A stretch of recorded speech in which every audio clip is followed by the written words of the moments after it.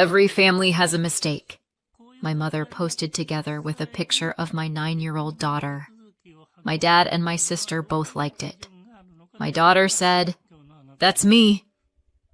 I didn't cry. I took action. 3 days later, they received a letter and started screaming. It was supposed to be an ordinary Saturday lunch. Nothing special. Chicken roasting, sunlight slanting across the table, my husband pouring iced tea. For once the world was quiet, or it should have been. My daughter Astrid came out of her room when I called her. She looked fine at first, same soft dress, same careful braid, but there was something about the way she walked. Shoulders tight, chin tucked in, like she'd already been scolded for something I hadn't caught yet. She sat down without a word and stared at her plate. The silence hit me harder than any argument. Astrid was never chatty, but she was never this quiet. "Not hungry?" I asked, keeping my voice light. She shook her head, fork sliding between her fingers. My husband, ever the peacekeeper, tried next. "Hey, champ, you okay?" No answer. She moved a carrot across the plate like she was rearranging planets. The clock ticked. The smell of roast chicken thickened the air. I felt the hairs on my arms rise. Something was wrong, something already broken before we sat down. "Long morning?" I asked. "You look tired." Still nothing. I tried humor. That's what you do when panic's not allowed. "What, did I overcook the carrots again? I swear they were orange when I started." She didn't even smile. My husband gave me that look. Half worry, half don't push her right now. But the quiet was heavy, like the house was holding its breath. Then Astrid's fork clattered against the plate. She stood up so fast her chair scraped the floor. "Astrid!" She was already walking down the hall. We listened to the footsteps fade, then come back. She returned holding her tablet pressed to her chest like a shield. Her eyes were red but dry. She set it on the table, pushed it toward me and whispered, "That's me." The screen glowed between us. A photo of her from last month, one I'd posted privately, now sat on my mother's public page.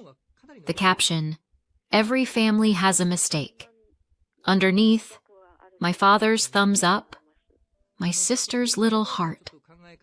I stared at the words until they stopped making sense. Then they made too much. Astrid's voice was quiet, flat. "Grandma's right." She turned and walked back to her room, closing the door softly, politely, like she was afraid of disturbing us further. For a moment no one moved. My husband broke the silence first. "What the hell is that?" My throat closed up. "It's..." I didn't even finish. My hands were shaking, but my voice wasn't, "It's what they really think." The kitchen suddenly felt too bright. The air smelled like burnt sugar. I stared at the tablet again, as if the caption might change if I blinked. "Maybe it's a joke," my husband said weakly. I almost laughed. "Then they should try stand-up. They'd kill." He didn't answer. I picked up the tablet and took a screenshot, one for the post, one for each like evidence. That's what you do when you've spent your whole life being told you imagined it. You keep proof. I stood up, walked to the counter, and dialed. Mom answered on the second ring. "Ada!" "Hi, sweetheart." Cheerful, like nothing had happened. "Take it down." "What?" "The post. Delete it." A pause. Then the sugar-coated tone that always meant trouble. "Oh, don't be dramatic, darling. It's just a saying." She saw it. She shouldn't be online unsupervised then. She's 9. Well, maybe if she behaved better. I hung up before she could finish. The click felt cleaner than I expected. Behind me, my husband exhaled. "You're not going to let this go, are you?" "No?" I scrolled again, reading every comment, every reaction, family, friends laughing along, a few polite emojis. Nobody asked what kind of person calls a child a mistake. My hands felt steady now. Cold, but steady. I walked to Astrid's door and knocked. "Honey?" No answer. I opened it a crack. She sat on her bed, arms around her knees, the tablet face down beside her. "Do you want to talk about it?" I asked. She shook her head. "Okay," I said softly. "But you know that's not true, right? You're not a mistake." She looked up for the first time. "Then why did she write it?" "Because cruelty never needs a reason. Because they did the same thing to me, just quieter. Because they can't stand anything that doesn't fit their script." I didn't say any of that. I just said, "Because she's wrong." She nodded once, as if filing it away, then whispered, "Can we block them?" "Yeah," I said. "We can." When I came back to the kitchen, the tablet still lay open on the table.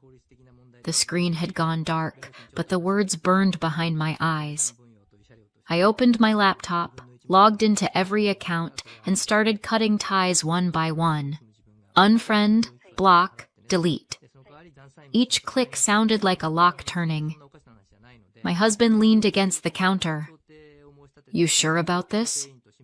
I looked at him. "They called our daughter a mistake, I'm sure." He nodded slowly. "What are you going to do?" I smiled. Thin, humorless. What I should have done years ago. I gathered every screenshot into a folder, saved copies to the cloud, printed a set for good measure. I wasn't thinking revenge yet. I was thinking permanence. From Astrid's room came the faint sound of a door closing, then quiet humming. For a second, I almost cried. From relief, not sadness. She was still herself. Still here. I sat down at the table, looking at the blank space where her plate had been, and felt the old version of myself, obedient daughter, quiet peacemaker, slip away like a skin that never fit. The next version of me was already forming. I turned off the light, looked once more at the glowing tablet, and whispered, "This ends here." 3 days later, they received a letter and started screaming. It wasn't the first time they'd called someone in our family a problem. It just took me 35 years to realize that in our house, being different was the real crime. I grew up the middle child. Proof that birth order can be a curse. My brother was the golden boy, my sister the baby, and me, the phase. If I was sick, I was faking. If I was quiet, I was sulking. If I tried to help, I was in the way. I learned early that you only got noticed when you messed up. By high school, I'd perfected invisibility with occasional flashes of trouble. People got angry at me, and I never knew why. Once I answered a question honestly, "No, I don't like group projects." And the room went dead. Apparently, truth sounds like attitude when it comes out of the wrong mouth. So I stopped asking what I'd done wrong and started assuming it was everything. When I was small, the only person who didn't treat me like a problem was my grandmother. She was the family's official odd one, which meant she was quiet, particular, and didn't bother pretending. She lined up her teacups by size, wore the same soft cardigan every day, and talked to me like I was a person, not a chore. They said she was eccentric. Later, when her memory slipped a little, they upgraded her to crazy. But she was the only one who ever looked at me and didn't sigh first. I think she saw something familiar, the same sharp edges she'd spent her life sanding down. After she died, Mom told me not to dwell on her stories. One of them was about the house, how she'd wanted me to have it one day. I was a teenager. I assumed she meant sentimentally, not literally. Mom called it a misunderstanding, just something she said at the end. I never saw the will, but sometimes I wonder if it wasn't a misunderstanding at all. When I became a mother, I thought I'd escaped all of it. The labels, the silence, the way love came with conditions. For a while, I believed I had. Then Astrid arrived, and the pattern came back wearing a smaller pair of shoes. Astrid arrived shining and literal and too smart for everyone's comfort. She could take apart a clock but couldn't tell if someone was joking. Teachers called her bright but intense. My parents called her just like her mother. I never knew which was supposed to be the compliment. From the start, she tried so hard to fit in, it hurt to watch. She studied other kids like an exam, when to laugh, how long to look. And when she finally relaxed, she got it wrong. Didn't answer a cousin fast enough, and suddenly she was snobby. She thought she'd failed the test. I knew she'd passed the pattern. Years of appointments followed. Labels thrown around like confetti. ADHD, anxiety, behavioral issues. Then one doctor spent more than 15 minutes with her and said the word no one else had. Autism. Not the kind people think they can spot. The kind you only see when you know where to look. High masking, they called it. Copying, scripting, pretending. Holding it together in public. Collapsing in private, I felt relief first. Then guilt so sharp it made my throat burn. If someone had given that word to the child I used to be, maybe I'd have turned out less apologetic. I told my parents, expecting, God knows why, understanding Mom laughed. She talks fine, my sister said. Everyone's autistic now. Then they compared her to a boy they knew who was nonverbal. That's real autism. She just needs boundaries. I tried to explain masking. You can't see it because she hides it so you won't judge her. Mom waved a hand. She's not hiding anything. You're making excuses. After that, they started performing generosity. She's just spirited. She'll grow out of it. Every sentence another erasure. And when Astrid flinched at loud noises or refused scratchy clothes, they smirked like they'd caught her bluff. At dinner one night, Mom forced a hug on her. Astrid stiffened. Mom laughed. See? She's dramatic. Just like you were. That word again. Dramatic. Family code for wrong in a way we don't care to understand. I bit my tongue till it hurt. She was 9. I was back to being 10. Later that night, Astrid asked, "Why does Grandma say I'm weird?" I told her, because she doesn't have another word for special. Dry humor's the only thing that keeps me from screaming.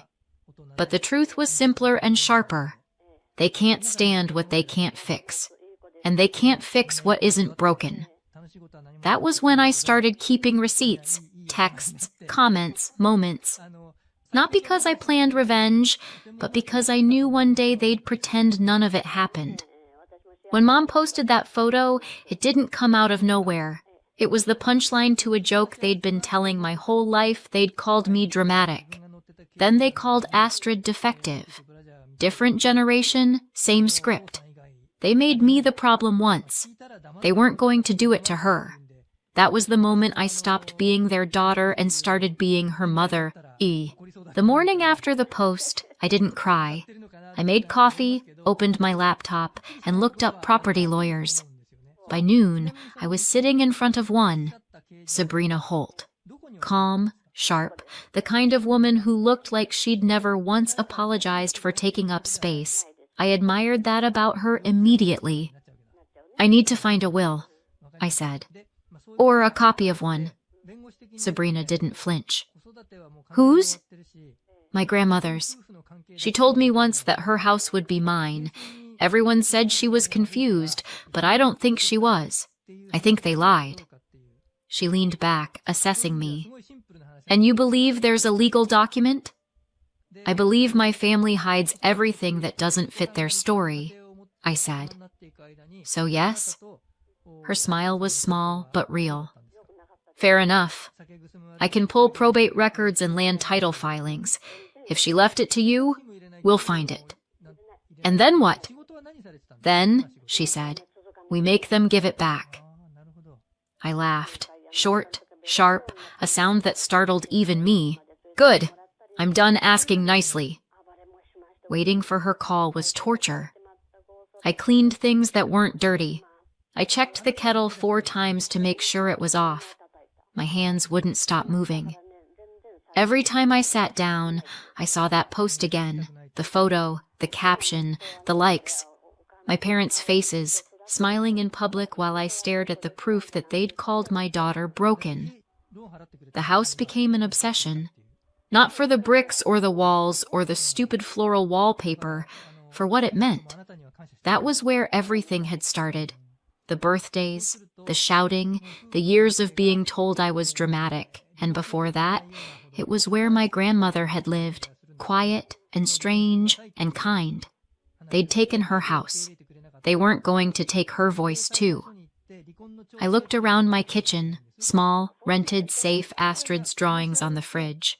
One of them was a house too. The phone rang. Sabrina didn't bother with small talk. You were right, she said. The will's on file. Your grandmother left the house to you outright.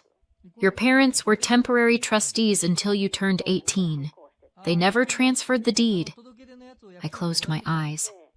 Of course they didn't. It's a clear breach, she continued. We can file for possession immediately. Do you want me to start the claim? Yes. Once they're served, they'll have 30 days to respond. But given the wording, they don't have a chance. Good, I said. Let's give them the paperwork before they start rewriting history again. 3 days after the post, I sat in Sabrina's car outside my parents' house. She walked up the path with a thick envelope in one hand and the confidence of a woman who has never once been talked over at a dinner table. I stayed in the car, window cracked, fingers drumming against the steering wheel. The air smelled like cut grass and fury. The door opened. Mom answered. Still in her perfect makeup and pastel sweater, Sabrina handed her the letter. For a second, Mom just blinked. Then she read the first line, and her whole body changed. Shoulders back, lips tight, chin shaking with outrage, Dad appeared behind her, took the letter, scanned it. He started shouting before he finished the second paragraph. I couldn't hear the words, but I knew the rhythm. Accusation, denial, insult, victimhood. The family's greatest hits. Mom's eyes found me through the windshield. She looked like she was seeing a ghost. Maybe she was. The quiet, obedient version of me had died with that post 3 days ago. Sabrina came back to the car, face calm, papers in hand. That went well, she said. I smiled. Better than Christmas. We pulled away while their voices still echoed down the driveway. The calls started before we reached the next street. First Mom, then Dad, then my sister. I ignored the first 5, answered the 6th. Mom's voice came through cracked with rage. You can't do this, Ada. She wasn't thinking straight when she wrote that will. She was the only one who ever did, I said. Dad shouted in the background. You'll ruin this family. You already did, I replied. Mom tried again, softer now. Do you even hear yourself? You're making us homeless. No, I said. I'm reminding you whose house you've been living in. You ungrateful... I hung up. The click was better than applause. That night, Astrid sat at the table drawing again. She didn't ask what had happened. She just looked up once and said, You look different. Do I? I asked. Yeah, she said. Not scared? I almost laughed. I'm not. Not anymore. She smiled faintly and went back to her sketch. The page was a small house surrounded by sky. I stood there a moment, watching her draw, feeling the air finally move through the room. Maybe this was rebellion.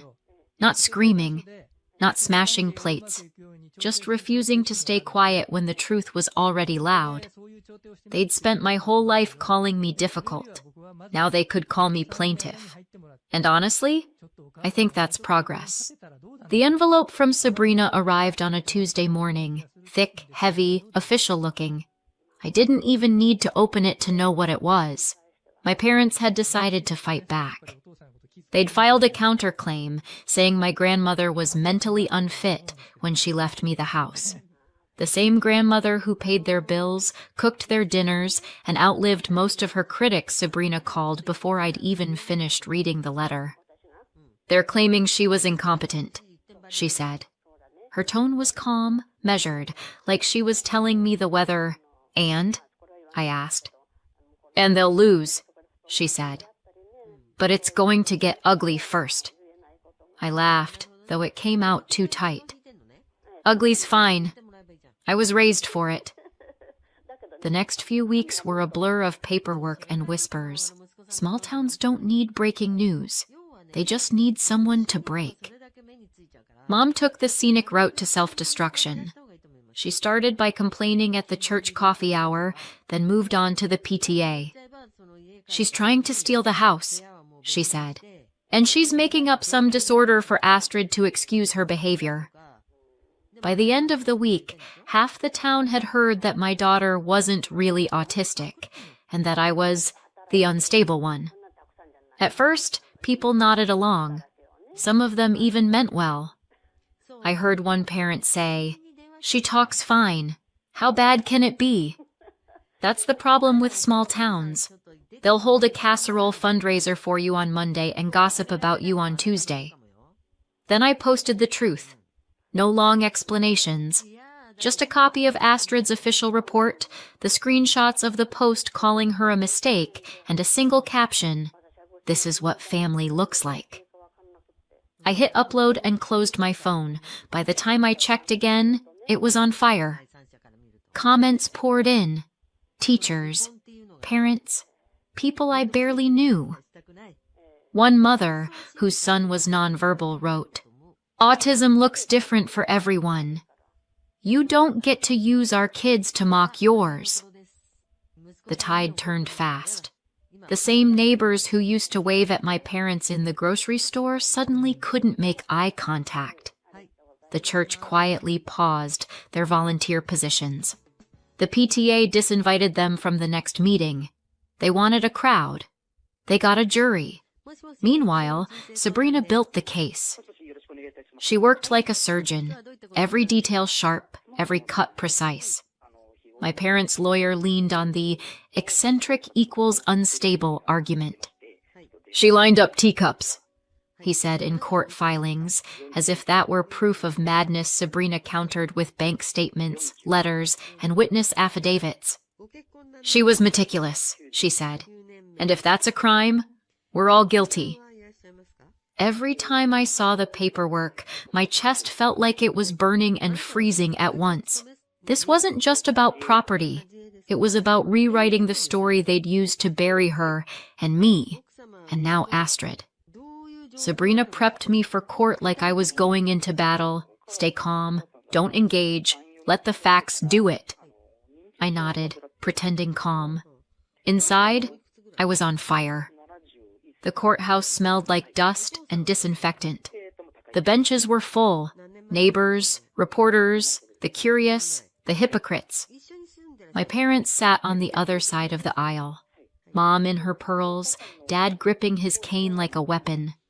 Their lawyer went first, repeating the same script. She wasn't stable.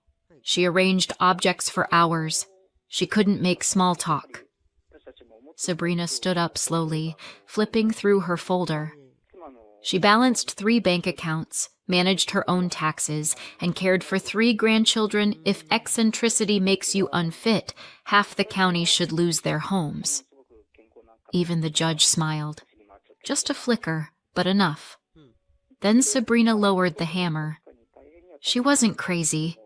She was autistic. There's a difference. And pretending otherwise is why this case exists. Mom's face went white. Dad's hand trembled. The judge didn't hesitate. Difference is not incompetence, he said. The will stands. The gavel dropped, sharp and final.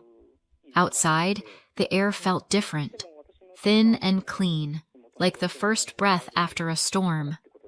They followed us out of the courthouse. Mom's voice cracked. You stole our home! I turned to her. It was never yours. Reporters caught it. The quote was in the local paper by evening. The next day, I walked into the grocery store and the woman at the bakery counter gave me a free muffin and a look that said, "Good for you." The world had shifted. Not much, but enough. Weeks later, I drove past the house. Moving trucks lined the driveway. Dad stood on the porch, staring at the ground. Mom barked orders that no one followed. Astrid sat beside me in the passenger seat, sketchbook on her lap. She glanced out the window. Is it really ours now? It always was, I said. She smiled, small but sure, and went back to her drawing. I watched her pencil move, steady, certain, and realized how long it had been since she looked nervous in her own skin, 3 generations they called broken. None of us were. The car idled, engine low and soft.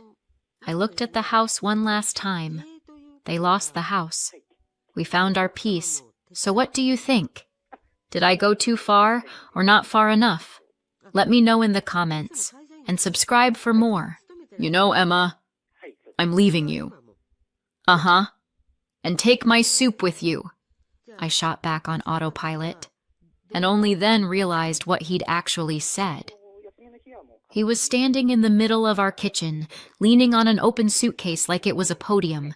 Chin up, eyes shining. A man who'd finally made a very serious decision. Seriously, Cole repeated, adjusting the strap on his duffel to look more important. I'm leaving, and I'm sick of your soups. The American Dream, Duluth, Minnesota, Wednesday night. A former minor league hockey star announces to his wife that she bores him and adds a separate verdict on her chicken noodle. I nodded. Got it.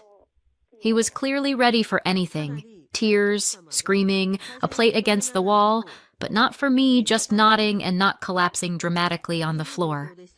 Emma, are you okay? He asked carefully. Perfect. I'm just waiting for you to finish your little performance so I can close the curtain, I thought. Out loud I said, yeah, go on. Sounds like you've got a whole speech lined up. To explain how we ended up in this kitchen with that suitcase, we have to rewind. Back to Duluth.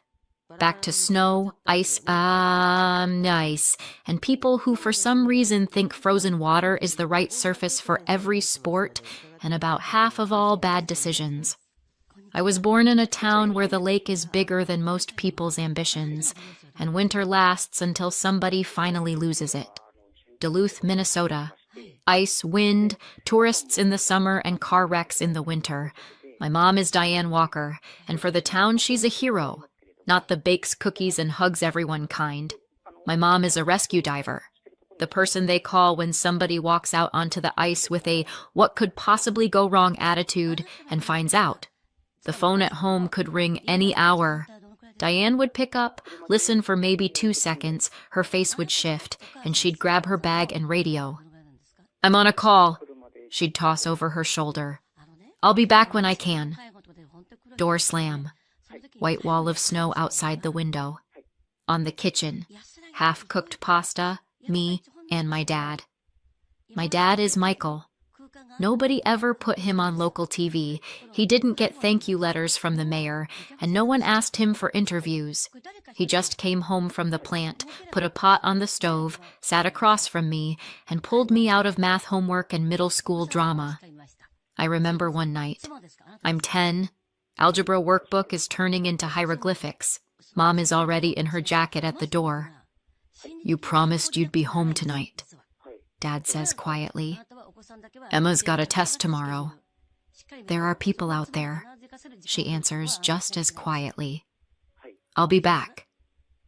And she's gone. Dad sighs, takes the pot off the stove, flips to the next page in my book. Well, he says, rescuers come in different flavors. She saves people, and we'll save your grade.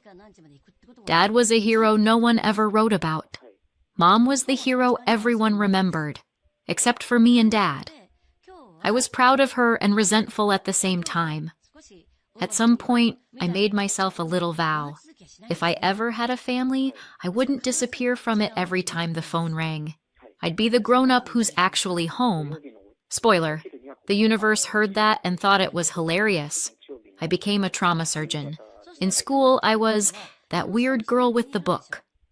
In Duluth, teenage career paths are simple. You either play hockey, or you scream for people who play hockey. Or you're weird. I went with weird. While everybody else argued about the Wild and who had the best shot, I was dragging around Moby Dick. Big, heavy novel about a stubborn captain and his whale. My best friend, Jenna, looked at that book like it was a brick. She said one day, normal people only read that if the English teacher threatens to tank their GPA. Normal people is a flexible term, I answered. Yeah. And somehow it never includes you, she sighed, stuffing a bag of chips into my locker. Here. In case you drown in your little letters, at least you'll go down snacking. It was easier to live in books where people suffer on schedule and for plot reasons than in a reality where Mom is always on calls, Dad gets quieter and more tired, and I'm just bouncing between them like an extra chair. Fights at home started as whispers, bits of sentences leaking from the bedroom. I can't split myself in two, and I can't carry all of this by myself. I'm saving people. Who's going to save us? Then it got louder. I pretended not to hear, shoved in earbuds, stared at Moby Dick, and hoped if I didn't look at the problem, it would evaporate. Spoiler, it didn't. One day Dad came to pick me up from school early. He was standing by the entrance, same face he wore when the plant announced layoffs. Grab your stuff, he said. We need to move. We meant him and me. Mom stayed in the little house with the nice view of the lake and the work phone. We moved to a small apartment in another neighborhood with frayed carpet and a view of the parking lot. Officially, it was just for a while, and this way it's easier with her schedule. Unofficially, the family was done. I decided then that if I ever got married, I wouldn't let someone just quietly shut the door behind them. If they left, they'd at least have to say it out loud, and they'd have to hear what I thought about it. Another spoiler. He heard. Dad kept working. Guys like him don't know how not to. The plant, shifts, overtime.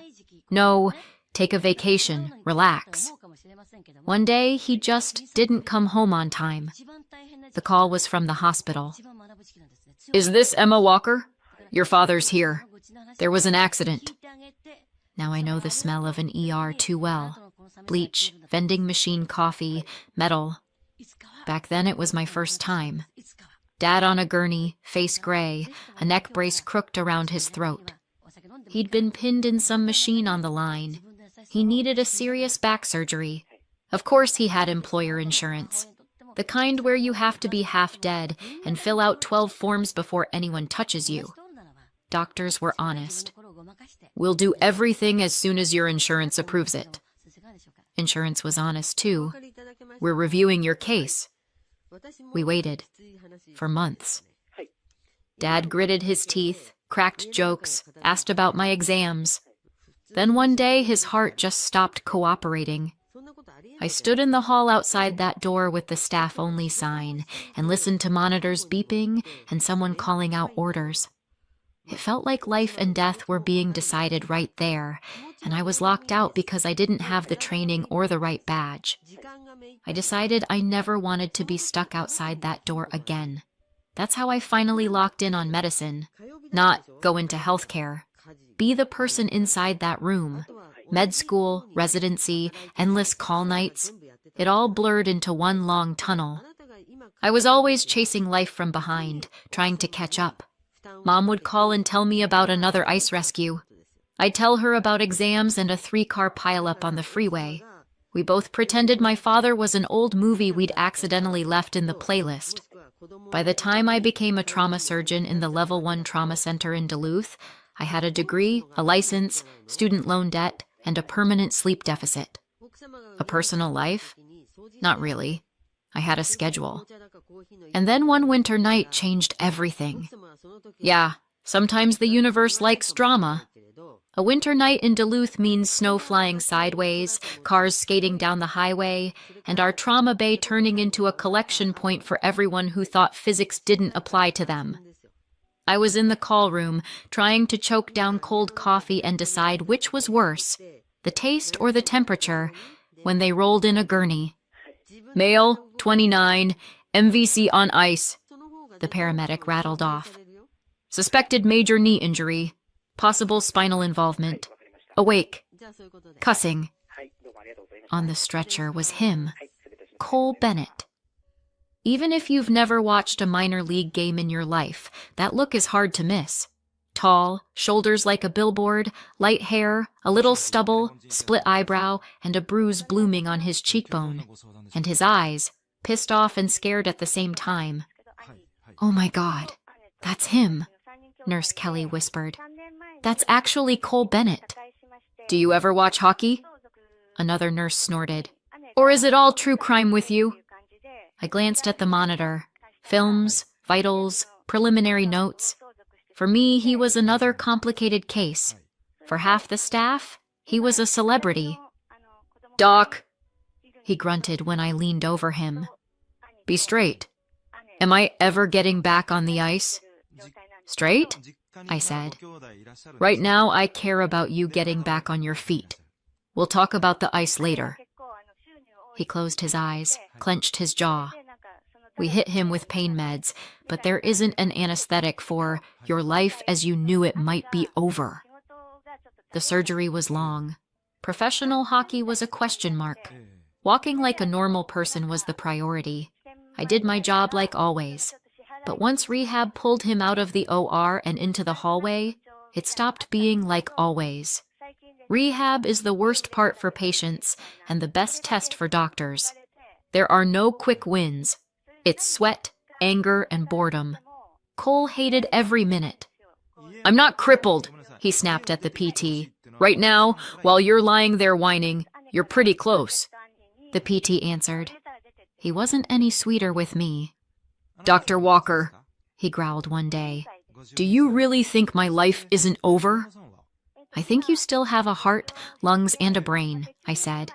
"That's already a decent starting kit." "You don't get it," he muttered. "I lost everything." "I've lost a few things too," I could have said.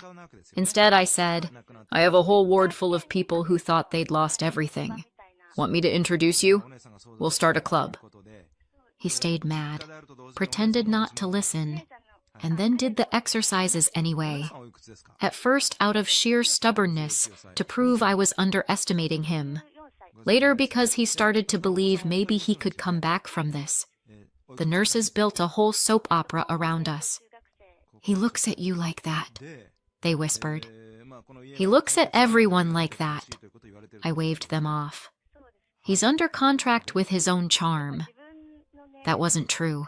When the pain eased up, when the swearing turned into sarcasm, and he started making fun of himself, it was hard not to see the actual person under the sports commercial face. Stubborn, funny, terrified. No dating patients is a great rule. The problem is, patients have this annoying habit of getting better. Then technically they're not patients anymore. After they discharged him, Cole disappeared for exactly a week. I had just reached the, "Okay, that chapter's over" stage. Doctor, patient, thanks, goodbye, when he showed up in the unit with a giant box of donuts for the whole team and a huge coffee especially for Doc. "I missed your charming personality so much," he announced. "And your jokes, and the way you say, 'This might feel a little uncomfortable,' and then basically break people's bones." My phrasing is medically accurate, I said. It's horrifying. He grinned. You're not. He kept coming back, sometimes officially, for a follow-up, sometimes just nearby, thought I'd stop in after practice at the kids' hockey school where he'd gotten a job as an assistant coach. Sometimes he'd wait in the parking lot to drive me home. You shouldn't drive after a night shift, he said. I read a study. You read something besides sports headlines? I raised an eyebrow. No, but I trust the headlines. When Jenna found out a former hockey player was regularly chauffeuring me around, she rolled her eyes. She said, listen to yourself. He's just a grateful patient. He's looking at you like he's trying to decide what ring to buy. He's going through a rough time, I protested. He needs support. He needs you, she shot back. You're a doctor and you can't diagnose this? Really? I pretended not to get it, but I did find myself listening for his truck outside the hospital more than I used to, somewhere between thanks doc and you'll marry me, right? It all just happened. First it was coffee after my shift, then let's get dinner, you're starving anyway. Then he crashed on my couch because driving 2 hours in a blizzard is a bad idea. Then he brought over extra clothes so I don't have to keep going back and forth. Eventually, his old place was just gone, and his toothbrush lived in my bathroom full-time. He told me about his past, the games, the roar of the crowd, the autograph signings on the backs of strangers' jerseys, his dad, career military, preaching the gospel of men don't cry, his mom hauling him from rink to rink, telling everyone her boy was going to be a star. In high school, he laughed, I never read a single book except Catcher in the Rye, and only because my English teacher was cute and threatened to flunk me. I faked the essays, charmed my way through, and everyone said I was going places. Well, I went, straight to Titanium Hardware. I liked being around him. I was older on the inside, like he said. He was younger about everything. Somehow, it worked. A year after the accident, standing in the hospital parking lot with snow coming down, he pulled out a small box. Emma Walker, he said, looking at me like I was his one remaining plan. I know you've already got a degree, a license, a mountain of med school loans, and way too many night shifts. But will you still marry me? I said yes. Not because I was desperate to get married, but because for the first time in a long time, I wasn't afraid to go home. We did the city hall thing, papers, signatures. Jenna in a too short, too sparkly dress, crying. Mom at the back of the room, tired but proud. No dad. Married life turned out to be normal. And normal, in my world, is luxury. We rented a small 2-bedroom near the hospital. I lived between shifts and coffee. He lived between the kids' hockey school, the gym, and trying to invent a new dream for himself. We got a dog, a spaniel named Rusty. That was his idea. I want someone who's always happy to see me when I come home, he said. Hi, that's me. I raised my hand. You count patients in your sleep, he said. I need a creature whose entire world is my footsteps. Turns out there was room for both. I cooked a lot of soup. It was fast and cheap, sometimes pasta. Sometimes we ordered pizza and passed out before the second slice. Sometimes we went skating on the lake. Sometimes we just lay on the couch, Netflix on, pretending our schedules weren't killing us. There was a lot of exhaustion, almost no Instagram-worthy moments. And honestly, it was the best period of my life. Until something shifted. At first it was tiny. He started staying late, after practice. Then came nights out with the guys from the gym. Then his phone turned into a separate organism. Always face down, new passcode, notifications he swiped away too quickly.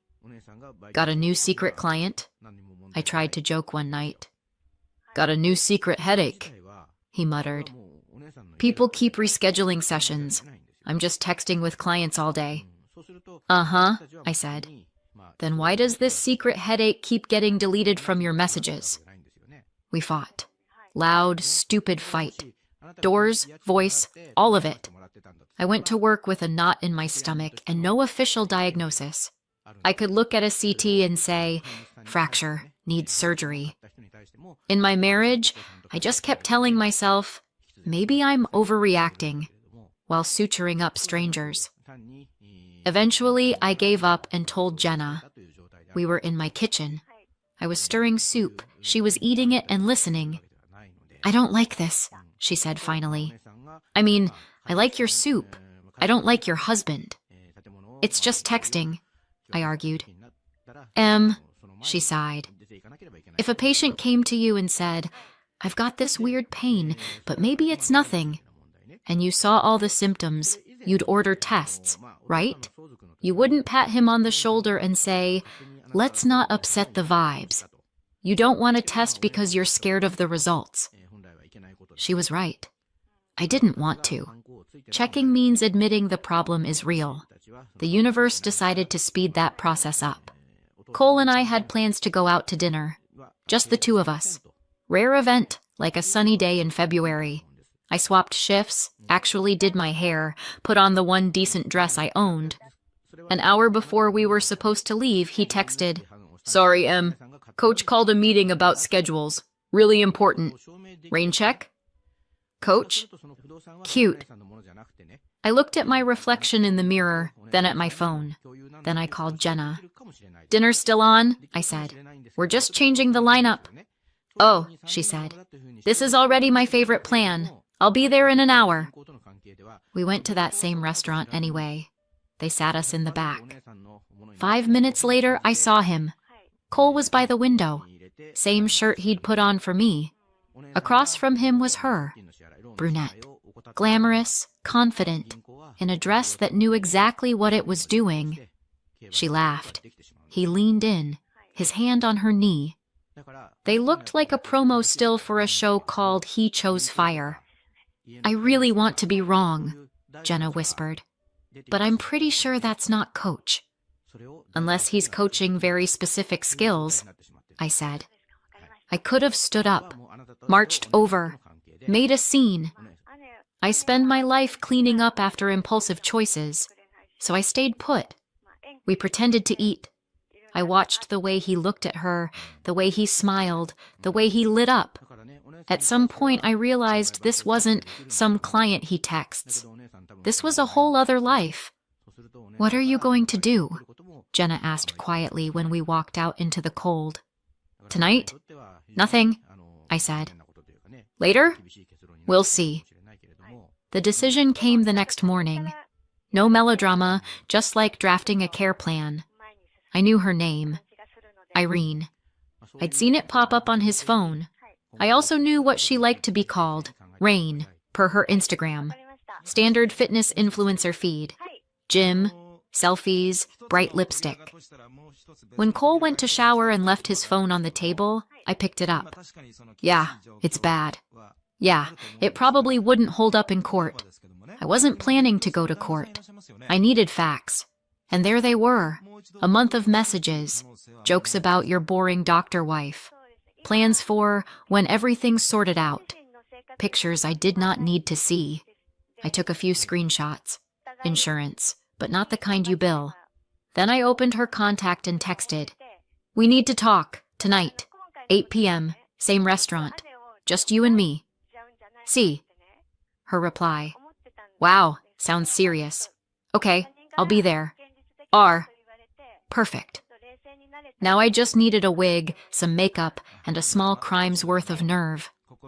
So you want me to turn you into her? Jenna asked after I laid it all out.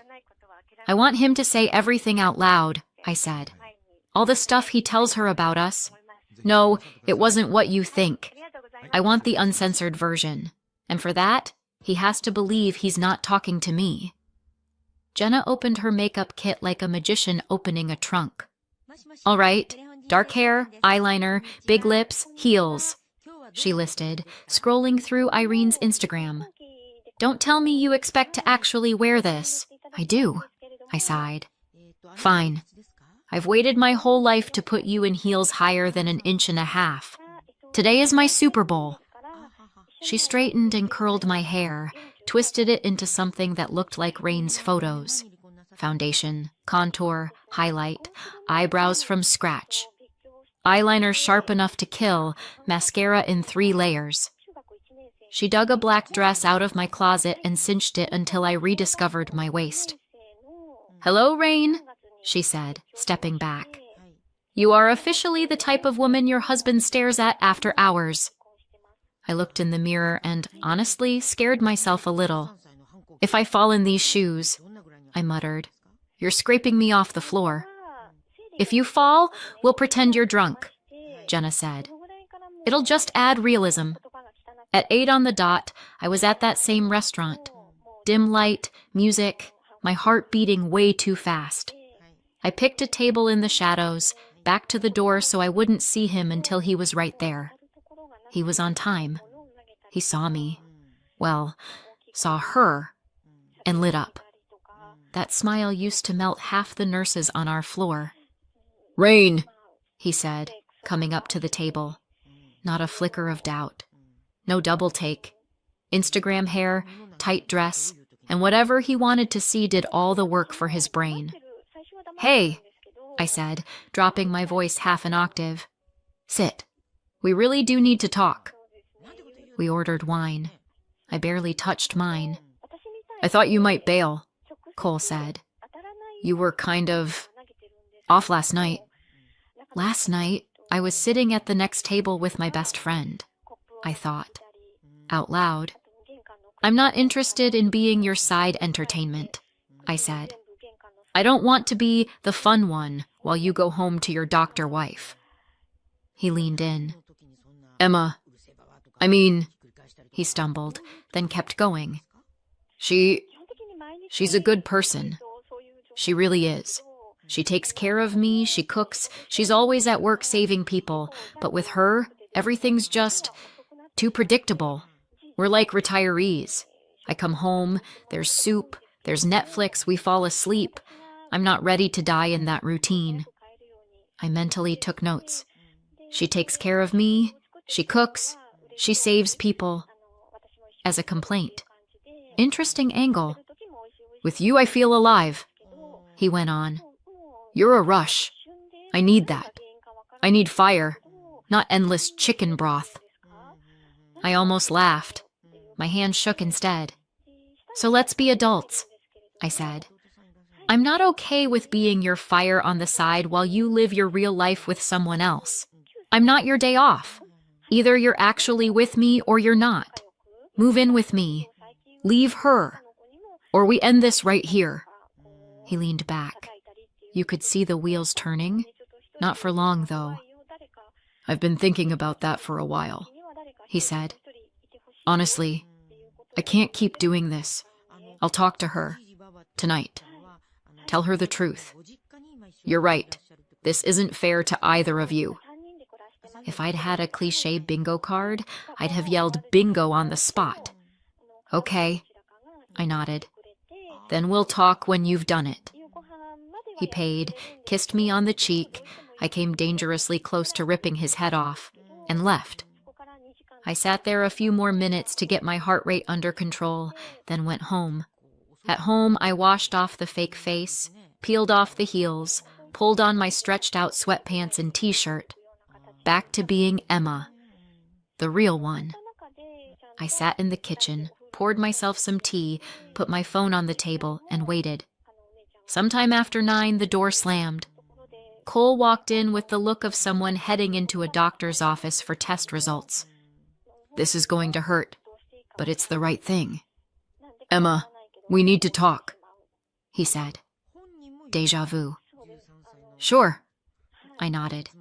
He sat across from me, palms flat on the table, gave me that serious look, like he wanted me to appreciate how tortured he was. "I've been thinking," he started, "and I can't live like this anymore. You're amazing. Really. You take care of me. You handle everything. But I'm still young. I want life, passion. With you, everything's too quiet. And the soups. I prompted. He brightened, relieved I wasn't arguing. Yeah, the soups, the night shifts, the way we live like old people. I met someone, and it's not just an affair. With her, I feel different. I'm leaving. He stopped, waiting for the explosion. I looked at him, at the suitcase by the door, at my mug. You packed? I asked calmly. Started, he said, thrown by my lack of drama. I don't want to drag it out. You're strong. You'll be fine. I pull people out of car wrecks, I thought. I'll manage without you. Okay, I said. Then finish packing. He looked like he'd been expecting at least one classic, "How could you?" or one tear. Nothing. He hesitated, then went to the bedroom. I heard the closet doors, hangers squeaking, the zipper on his suitcase. Rusty sat by the bedroom door, watching his person fold his life into a bag. A few minutes later, Cole came out, suitcase in hand. Emma, he began, I'm really grateful for everything you've done for me. You saved my life. Without you, I know, I said. You've mentioned it. No need to repeat yourself. He nodded, like we'd signed a mutual breakup agreement, and headed for the door. Well, I'm going, he added. Good luck, I said. Try not to slip. The door shut behind him. I finished my tea, rinsed the mug, leaned back against the cabinet and started laughing. Hard. To the point of tears. It was grief and relief in one messy mix. What happened when he went to Irene, I didn't see firsthand. Duluth is small, though. Stories get around. The script isn't hard to reconstruct.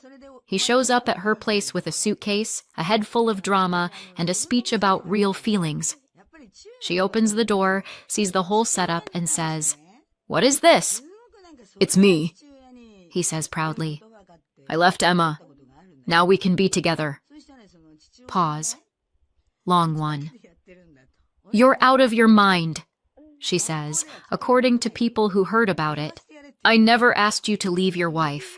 I definitely never asked you to show up with luggage. Get out." "But yesterday, at the restaurant," he tries. "I worked till 10 last night," she answers. "I wasn't in any restaurant. Whatever's going on in your head is your issue." Door closes. He's left with his suitcase and his fire.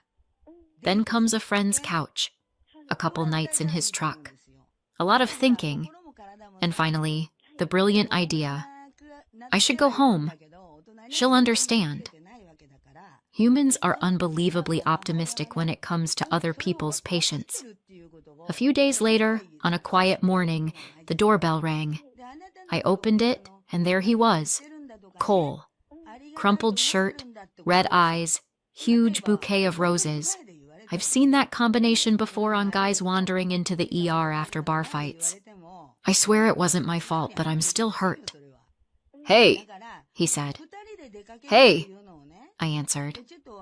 Rusty's tail started going like a helicopter. I caught him by the collar. "Can I come in?" Cole asked. "You can stand there," I said. "It's more convenient." He held out the flowers. I took them and set them down on the little cabinet. "I was an idiot," he started. "I don't know what got into me. This whole thing with Irene. It was a mistake. I said horrible things to you. I get it now. You're the only real thing I ever had. You were always there when I was at my worst. I want to fix it." "You want to come back?" I asked. "Yeah," he said quickly. "Yes, I'll go to therapy. I'll be home more. I'll help more, drink less with the guys, listen more to you. Let's just forget what I said. I wasn't myself." I looked at him. "Cole, the problem isn't what you said," I answered. "It's that you meant it. Sober. For a long time. You finally just said it out loud." He opened his mouth, but I kept going. You chose fire. You looked down on soup and night shifts and normal life. You decided I was like a mom, and you needed an eternal party. That was your choice. Mine is what to do with that information." He fell quiet. "I want to come home," he said softly. "This isn't your home anymore," I said just as softly. "You walked out. I'm not leaving the door propped open while you go see what's on the menu down the street." He frowned. "I didn't know you could be this harsh," he said. "I tell people every day they're going to need surgery or an amputation or to live with metal in their leg," I said. "Trust me, I've got harsh. I'm usually on the patient's side. This time, I'm on mine." He glanced at the bouquet, at me, at the door. "That was you at the restaurant, wasn't it?" he finally asked. "That night." I smiled a little. "You wanted honesty," I said. "I gave you a chance to say everything you really think about us. You did great." He shook his head. "That's cruel," he said. "Cruel is making someone feed you, patch you up, support you, and then telling another woman how boring she is," I answered. "What I did was a clean incision with no anesthesia. Hurts like hell. Heals straight." We stood there a couple more seconds in silence. "Good luck, Cole," I added. "Honestly, I hope you learn to look at more than ice and your own reflection." I closed the door. Since then, things have been pretty simple. I work. Night shifts, ice crashes, ladder falls, bar fights. Take your pick. I keep putting people back together. At home, Rusty's waiting. And quiet, which took some getting used to. I still make soup. Not because I have to feed my husband, but because I'm tired and I want something warm. Sometimes, walking down the hospital hall, I overhear someone on the phone complaining, "She's so boring. Everything's on a schedule. It's always work, dinner, same thing." I want to walk up and say, "Cherish your boring one. When you spin out on black ice, she's the one signing the consent and sitting outside the OR while they fix your knee." I don't. Every story has its own timing. On the rare nights off, I sit in my kitchen, stare at the stove, and think about how one simple sentence can turn out to be the start of your freedom. "You know, Emma, I'm leaving you, and I'm sick of your soups." Perfect. The soups stayed. The one who didn't appreciate them left. Feels like the only operation in my career that went off without a single complication. Did I go too far or not far enough? Let me know in the comments and subscribe for more.